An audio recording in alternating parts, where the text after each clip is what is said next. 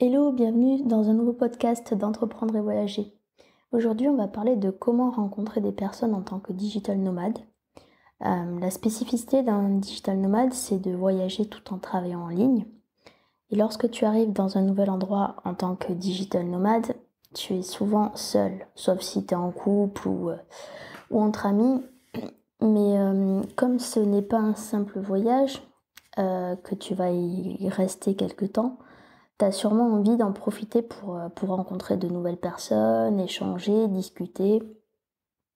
Moi-même, tu vois, je ne connaissais personne quand j'étais en Thaïlande 2 mois.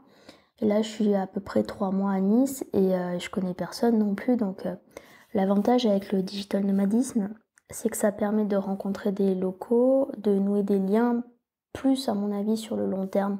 Parce que d'abord, en voyage classique, tu rencontres personne à part ton groupe, le guide, voilà.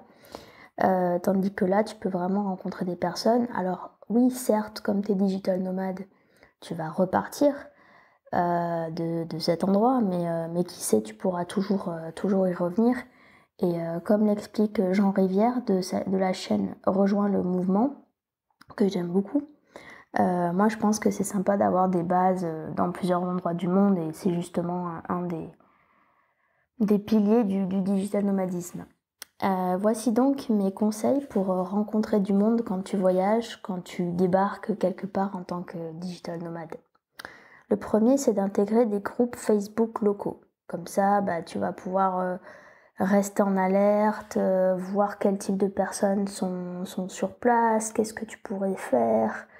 Dans la continuité, c'est faire des recherches en fait sur les événements, les initiatives locales, commencer à t'abonner, je sais pas moi, des newsletters du coin, des comptes Twitter, Instagram, tu vois, comme ça tu commences à voir un peu ce qu'il y a et surtout tu restes informé.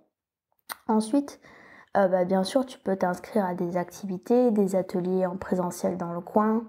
Par exemple, c'est bien, je pense, de faire une activité hebdomadaire, d'avoir un atelier de temps en temps, selon ce que tu aimes et selon ce qu'il y a. Après, quatrième conseil, identifier avant de partir des personnes là-bas que tu pourrais rencontrer. Là, pour ça, et ça dépend de quel type de personnalité tu aimes bien, mais si tu vois qu'il y a des personnalités que tu aimes bien, qui sont dans l'endroit où tu es, vas-y, tu contactes-les en message privé, par mail. Tu sais jamais, ça pourrait le faire et ça pourrait être une bonne opportunité. Pour rencontrer du monde, faire pourquoi pas, selon ta personnalité, un petit job à côté de ton activité principale. Parce que voilà, dans ton activité principale, tu vas sûrement être seul, puisque c'est ton propre truc. Tandis que si tu fais un petit job à côté, tu t'intègres directement avec d'autres personnes. Vous allez pouvoir échanger autour du travail. Enfin, vraiment, je pense que ça peut bien t'immerger dans la culture locale. Pareil, faire du bénévolat.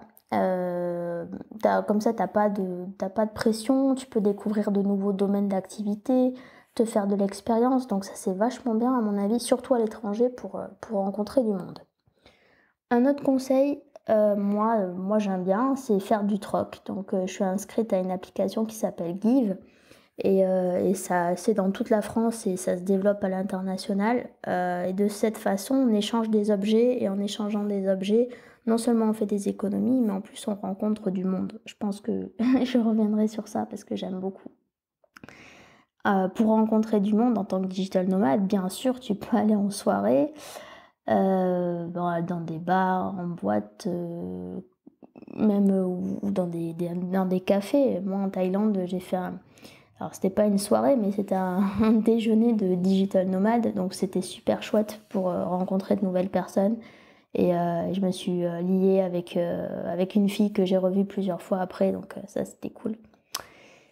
Notre conseil, annoncer sur les réseaux sociaux que tu pars. Bon, bien sûr, en ne disant pas où tu vas loger, parce qu'il faut faire attention.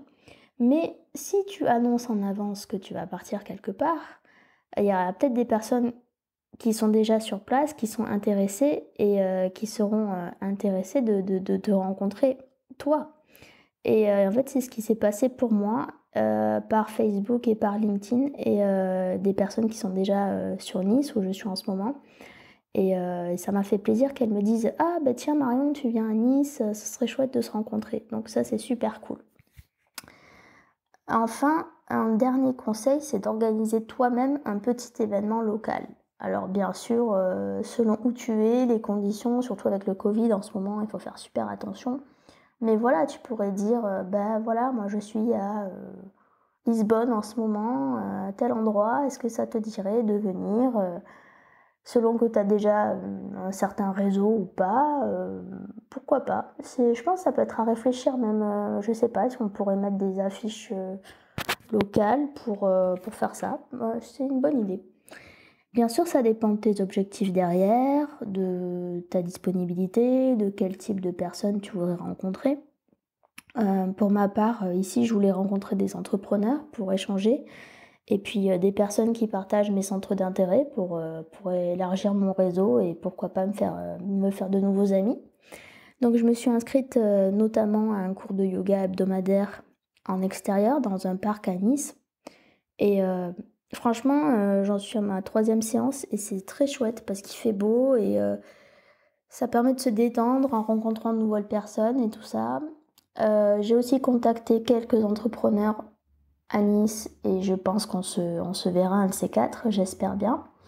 Et puis aujourd'hui, petite, surprise, je vais aller prendre un pot avec, une lectrice qui m'a gentiment contactée en voyant que je venais sur Nice et ça m'a fait super plaisir donc on devrait se rencontrer et bah, c'est cool. Voilà. Donc si tu as d'autres idées, des questions à ce sujet, n'hésite pas à t'exprimer dans les commentaires. Moi, je te dis rendez-vous normalement mercredi ou jeudi prochain en podcast. Et puis sinon, tu peux toujours t'abonner, bien sûr, au blog entreprendre et voyager.com. Merci, ciao!